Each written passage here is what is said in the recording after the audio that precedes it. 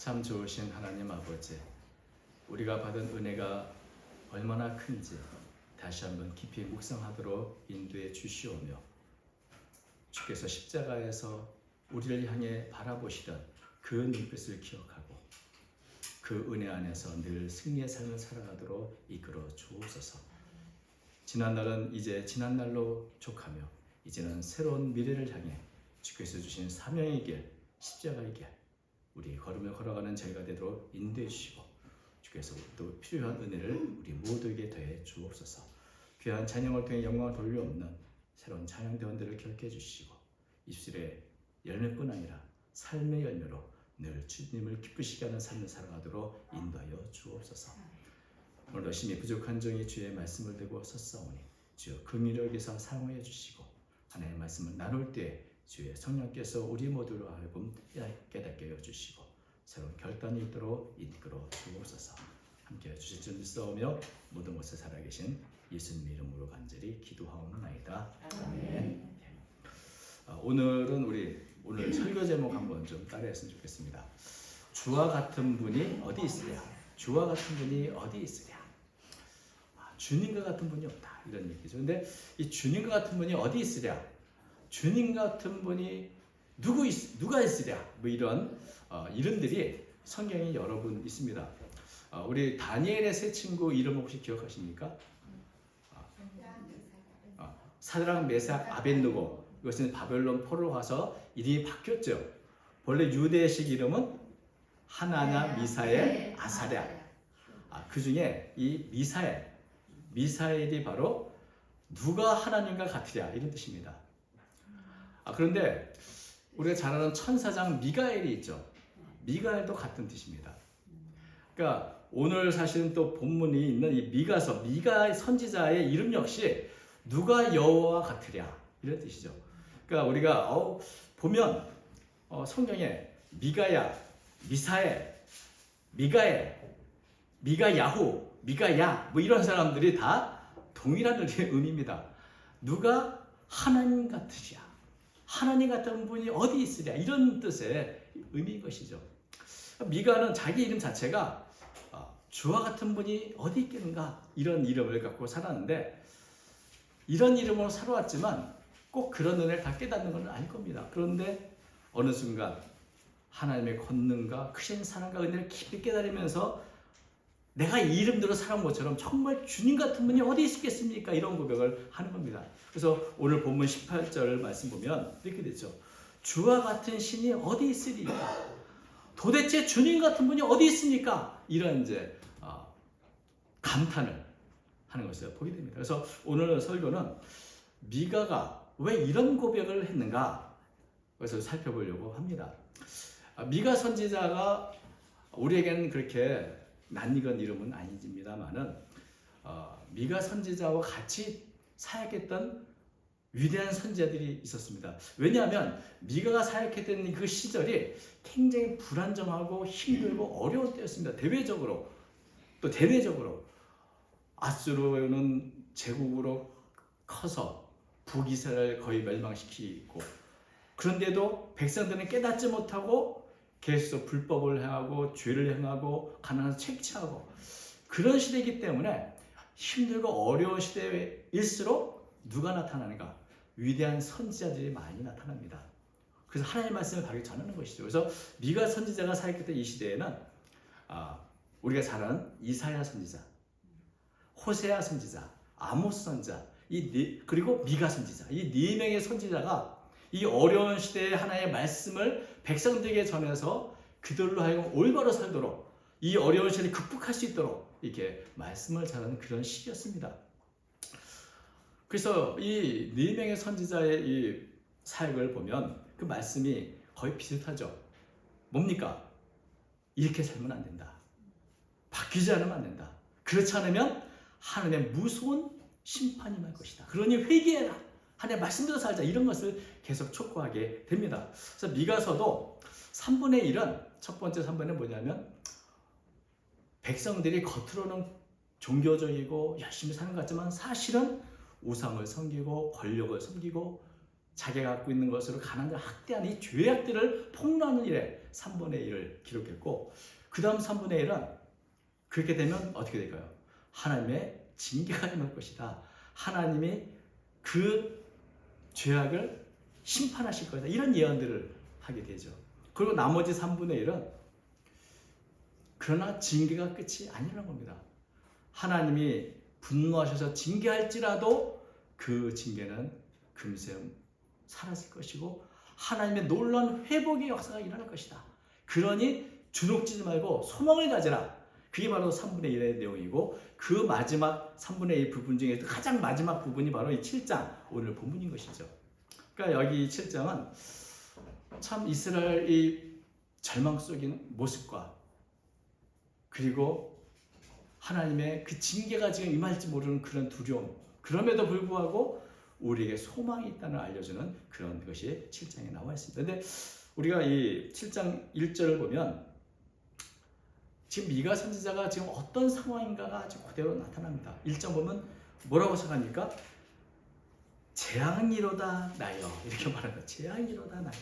이 재앙이로다 나여 이 표현이 성경에는 두 군데밖에 없습니다. 하나는 여기 있고요. 또 하나는 욥기서에 있습니다. 욥기서의 10장 15절에. 그러니까 이게 보통 탄식이 아니라는 것이죠. 정말 절망스럽고 고통스러워서 내는 그 절망의 탄식.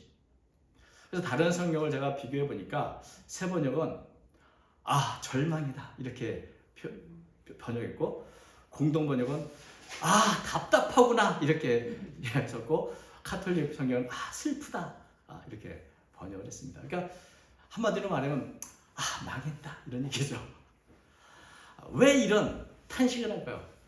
아무리 전후좌우를 봐도 희망을 찾아볼 수가 없습니다. 왜?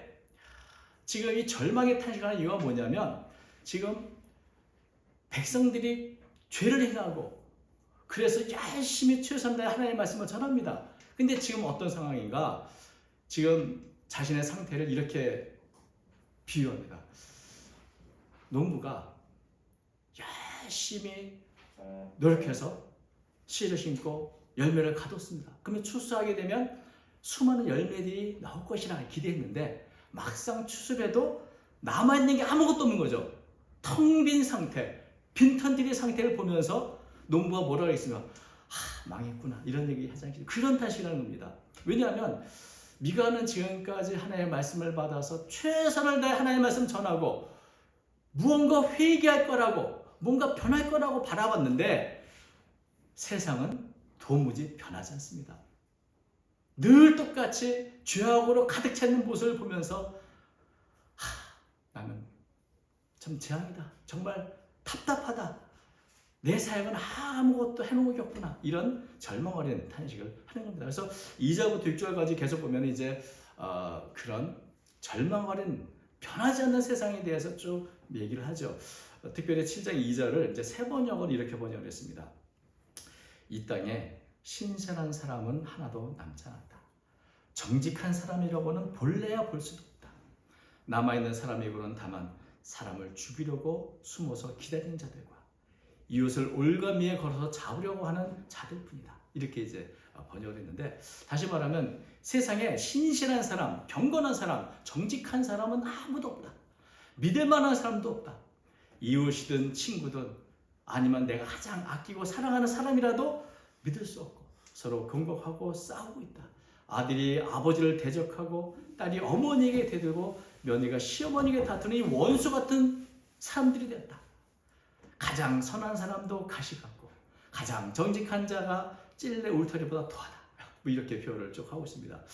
그래서 결국 모든 사람들이 다 하나님의 뜻과는 정반대로 징계와 심판을 자초하는 길을 다 걸어가고 있구나. 하나님 도대체 무슨 사역을 한 거지? 이런 탄식이 나옵니다. 아무리 말씀을 전해도 변하지 않는 삶은 답답한 탄식이고 한숨을 쉬고. 그런데 여러분 이렇게 세상이 변하지 않는다고 탄식하고 한숨만 쉰다고 세상이 나아지겠습니까? 그래서 미가는 우리가 잘 아는 7절 이런 절망적인 상황, 실망스러운 상황에서 하나를 결단하죠. 나는 오직 하나님만 바랄 거야. 그래서 7절 보면 그러죠. 오직 나는 여호와를 우러러보며 나를 구하신 하나님을 바라보나니 나의 하나님이 나에게 귀를 기울이시리다. 세상을 보면 탄식밖에 안 나고 절망밖에 없지만 하늘을 보자. 하늘을 우러러보면 거기에 누가 계신가? 내 기도를 듣고 계시고 나에게 귀를 기울이고 계신 하나님이 계시지 않은가? 여기서 소망을 찾는 겁니다. 세상을 바라보면 도무지 방법이 안 나오는데 그래도 하늘을 보면 뭐가 문제니? 그래, 힘들겠구나. 나에게 말을 하시고 나의 말을 귀 기울이신 하나님이 계시기 때문에 나는 이제 하느님만 바라보고 나는 이 백성들 말씀은 전하면 내가 기도하겠다, 중보 기도하겠다는 그런 결단을 하는 겁니다. 여러분, 하나님은 어떤 분이신가? 우리가 애굽에서 400년 동안 총살이하면서 애굽 백성들이 너무 힘들다고 이제 고통의 호소를 하나님께 드립니다. 하나님은 그 호소를 들으시고 그들의 아픔에 귀를 기울이셨고 그래서 마침내 우리가 잘 아는 출애굽의 역사를 이루신 게 아닙니까? 그것처럼 하나님은 결코 고통 중에 호소하는 기도를 외면하지 않으시고 우리의 기도를 흘려보내지 않으시는 분이다. 이게 지금 미가 선지가 갖고 있는 마지막 희망이고 확신이고 소망인 것이죠. 그러므로 나는 내 기도를 들으시는 하나님의 앞에 나가서 이 백성을 위해서 기도하겠다. 그러면 달라질 것이다. 하나님이 개입하시면 하나님께서 내 기도를 듣고 계신다면 결국 이 세상은 변화가 일어날 것이다. 이런 기대와 소망을 갖게 된 것입니다. 그래서 내 노력이 아니라 나의 기도에 귀를 기울이고 계신 하나님 때문에 삶의 변화, 삶의 전환이 일어날 것이다. 그렇게 믿는 것이죠. 왜냐하면 하나님이 개입하시면 역사가 일어나서 삶의 방향이 바꿔집니다. 위기가 기회로 전환이 됩니다.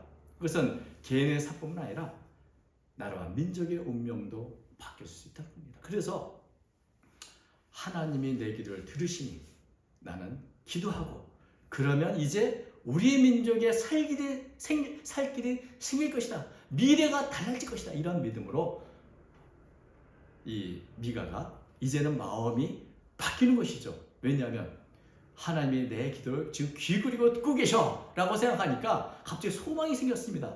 그래서 구절은 이렇게 말합니다. 내가 여호와께 범죄하였으니 그의 진노를 당하려니와 마침내 주께서 나를 위하여 논쟁하시고 심판하시며 주께서 나를 인도하사 광명에 이르게 하시리니 내가 그의 공의를 보리로다. 아까는 재앙이다 나요 이렇게 말했던 이 미가 선지자 이제는 뭐랍니까?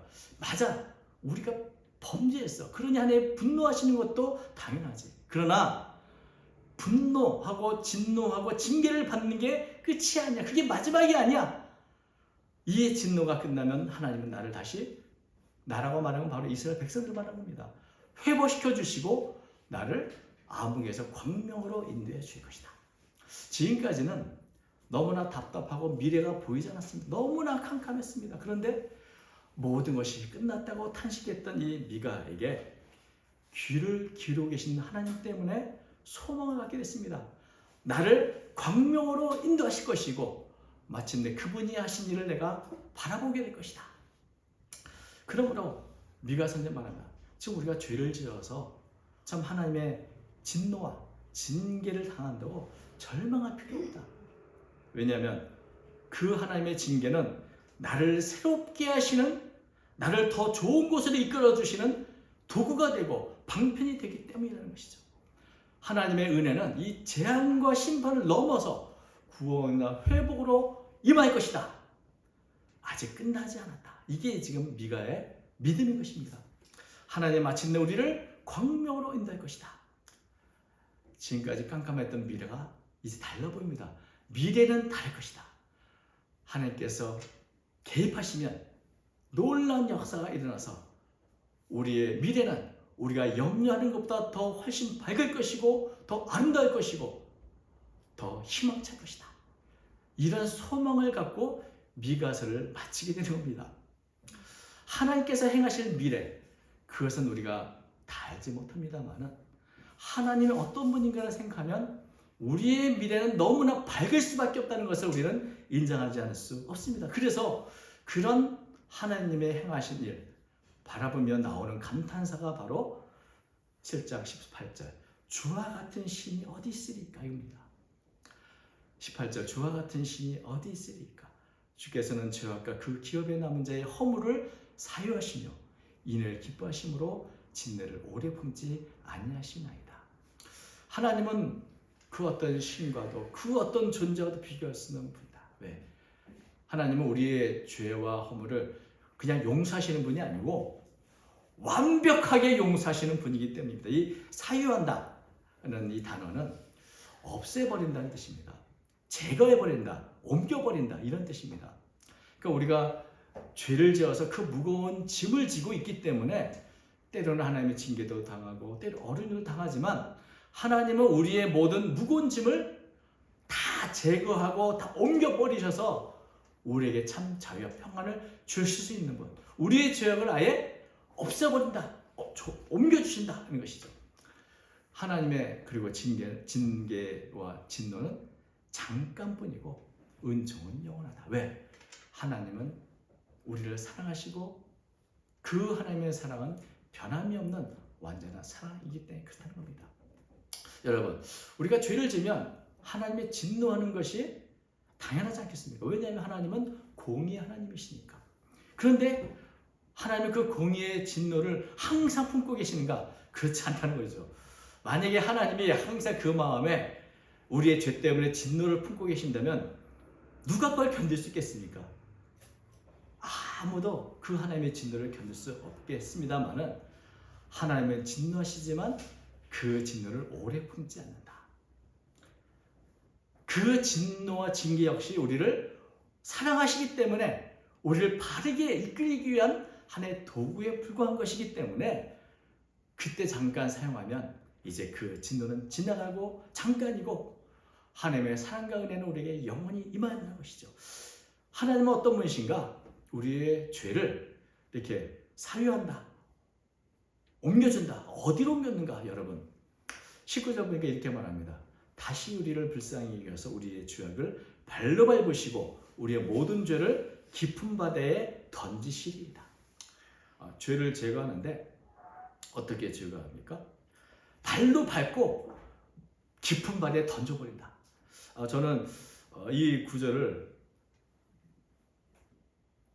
그림을 그려, 만화를 그리거나 뭐 이렇게 애니메이션 만드면 우리의 죄를 확 벗겨가지고 발로 그냥 꽉꽉 밟은 다음에 발로 깊은 바다에 무거운 거 담아서 팍 쳐버리는 그런 모습이 연상이 되더라고요.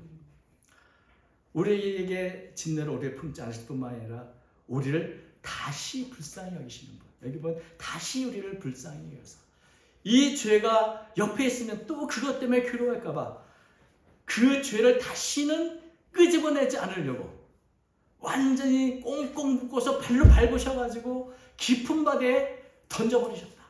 이렇게 말씀하고 있습니다.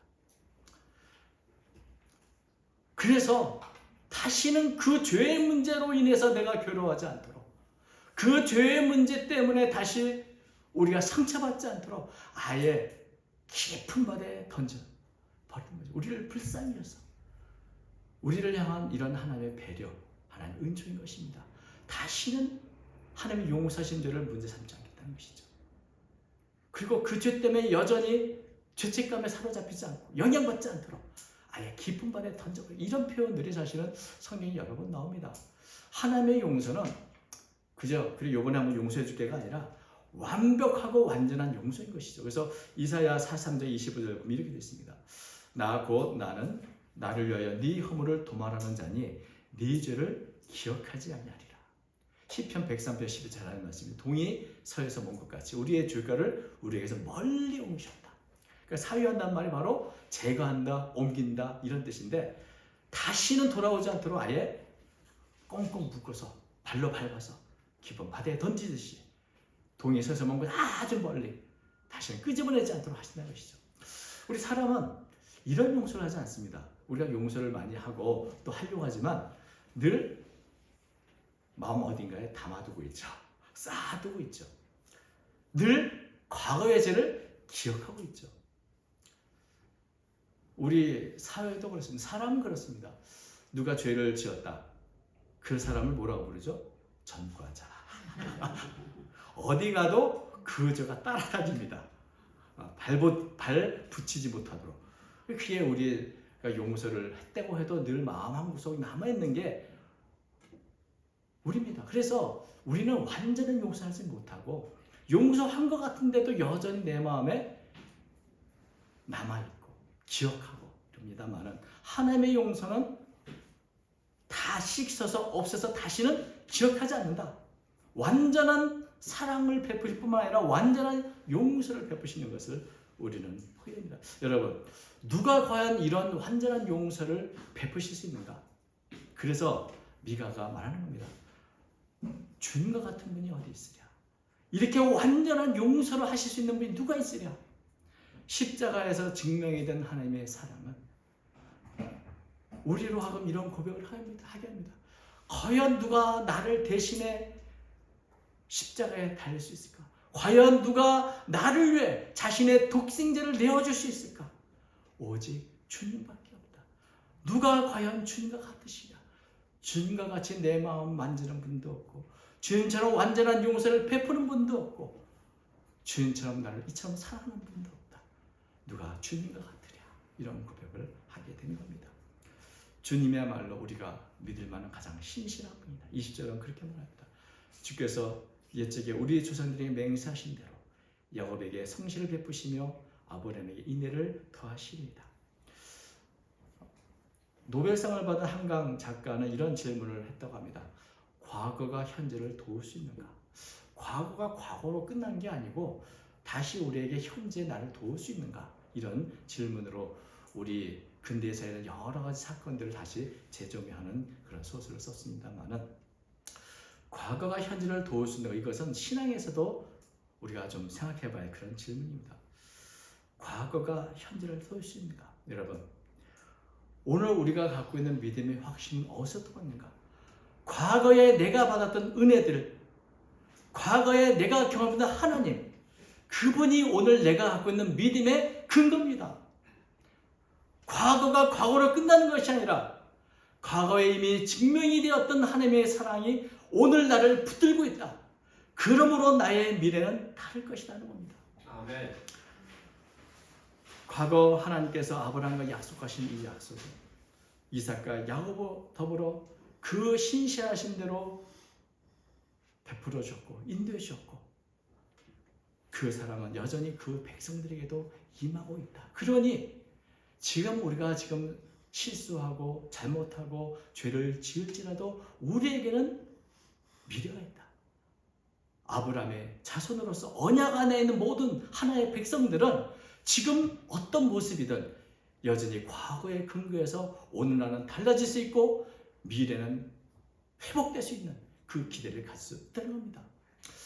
현재는 늘 깜깜해 보이고 죄악으로 가득하고 여전히 연약한 가운데 있을지라도 우리의 미래가 밝을 것은 과거부터 지금까지 신실하신 하나님이 우리를 붙들고 계시기 때문인 것입니다. 내가 노력해서가 아니고 내가 뭔가 새롭게 일을 해서가 아니라 신실하신 하나님 때문에 우리의 미래는 밝을 것이다. 이것이 우리의 믿음인 것이고 우리 믿음의 확신인 것입니다. 신실의 하나님이 바로 미래에 대한 근거인 것이죠. 그래서 이런 신실하심을 바라보면서 미가는 말합니다. 정말 주님 같은 분이 어디 있겠습니까? 이 감격의 고백을 하게 되는 것이죠. 근데 이런 고백이 미가 선지 앞에는 많은 분들이 있는데 특별히 모세가 이런 고백을 한 것을 생각해 봤습니다. 신명기 33장 보면 모세는 하나님에 대해 이런 고백을 합니다. 33장 26절 여술은요 하나님 같은 이가 없도다. 그가 너를 도우시려고 하늘을 타고 궁창에서 위엄을 나타내시는다. 그러니까 하나님 같은 분이 없다. 이 하나님의 은혜를 생각하면 그렇게 고백했던 이 모세가 이스라엘 백성에게는 어떻게 고백을 합니까? 29절 계속 보면 이렇습니다. 이스라엘이여 너는 행복한 사람이다. 여호와의 구원을 너같이 얻은 백성이 누구냐? 그러니까 이거의 말씀을 보면 하나님 같은 분도 없는데 우리 같은 백성도 없습니다. 이렇게 우리를 사랑하고 우리에게 은혜를 베푸신 이런 하나님이 나의 하나님이라는 것, 우리 하나님이란 이렇게 하나님의 은혜를 받은 백성이 어디 있겠는가? 주님과 같은 분이 없는 것처럼 이와 같은 은혜를 받은 백성도 없습니다. 우리는 모두 하나님의 은혜를 받은 복받은 사람들이다. 여러분, 이런 고백이 우리 안에 있어야 우리의 삶이 달라지고 우리의 마음에 진정한 찬양이 울려나온 것입니다. 우리 지난주에 부활절을 보냈지만 우리를 향한 하나님의 사랑, 우리를 향한 하나님의 은혜, 그래서 우리는 날마다 묵상해야 합니다. 그럴 때마다 우리는 이런 고백을 할 수밖에 없죠. 주님처럼 나를 사랑하는 분이 어디 있을까? 주님처럼 신실한 분이 어디 있을까? 나처럼 주님의 사랑을 받은 복된 사람이 어디 있을까? 내가 받은 은혜와 복을 생각할 때마다 야, 나는 이런 복을 받은 사람이네. 이런 고백을 하게 되는 것이죠. 우리가 때때로 어두운 삶을 살아갈 수 있습니다. 미래가 깜깜해 보일 때도 있습니다. 그러나 여러분 기억하십시오. 우리의 기도에 귀를 기울이시는 하나님이 계십니다. 그 하나님 때문에 우리는 오늘도 찬양할 수 있고 노래할 수 있고 이 암흑 같은 캄캄한 길을 그래도 찬양하며 걸어갈 수 있는 것입니다. 때로 우리가 기도를 하는데 기도를 해서 참 힘이 없다. 정말 내 기도가 아무것도 바꾸지 못하는 것 같다고 느낄 때 있습니다. 그러나 여러분, 그러할지라도 여전히 하나님은 나의 기도에 귀를 기울이고 계십니다. 하나님의 때에 하나님의 하시기 위해서 내가 다 듣고 있다 말씀하고 있습니다. 우리가 기도하는 시간, 그 시간은 내 삶의 방향이 바뀌어지는 시간이고 내 삶의 전환이 일어나는 기회이기도 합니다. 왜? 하나님이 듣고 계시니까. 우리의 호소를 기울이고 계신 하나님을 바라보면서 아무리 힘들어도 믿음의 확신, 우리의 믿음은 다를 것이다. 하나님의 나를 광명으로 인도하실 것이다. 이런 믿음을 가지시길 바랍니다. 세상을 바라보면 망했다, 답답하다, 이런 탄식이 우리도 나옵니다만은 우리의 눈을 들어 내 기도를 들으시는 하나님을 바라보면 하나님 같은 분이 어디 있습니까? 하는 고백이 나오면서 우리의 마음이 달라집니다. 회복의 역사가 일어납니다. 이 고백부터 할 때 우리의 삶이 달라지기 시작하는 겁니다. 여러분, 오늘 본문처럼 주와 같은 분이 어디 있을까? 이런 고백이 언제나 우리의 고백이 되길 바라고 날마다 이런 고백과 함께 믿음을 갖고 소망을 갖고 찬양을 살아가는 저와 여러분 되시기를 주의 이름으로 축원드립니다. 네. 거룩하신 하나님 아버지, 주님과 같으신 분이 없습니다. 주님이 어떤 분인가 우리로 하여금 더 깊이 깨닫게 하시고 묵상하게 하셔서 늘 주 앞에 나아가기를 힘쓰며 주의 받은 은혜 안에서 희망을 갖고 소망을 갖고 힘차게 찬양하며 살아가는 제가 되도록 인도하여 주옵소서. 주님이 계시기에 미래는 다를 것이다. 주님이 개입하시면 모든 것이 변할 것이다. 우리 인생의 전환의 기회를 주신 하나님을 바라보는 제가 되도록 도와주시고 또 우리나라 우리 민족의 모든 앞일도 오직 주님께 맡기는 저희 모두가 되도록 인도하여 주옵소서. 함께해 줄 줄 믿사오며 모든 것을 살아계신 예수님 이름으로 기도드리옵나이다. 아멘.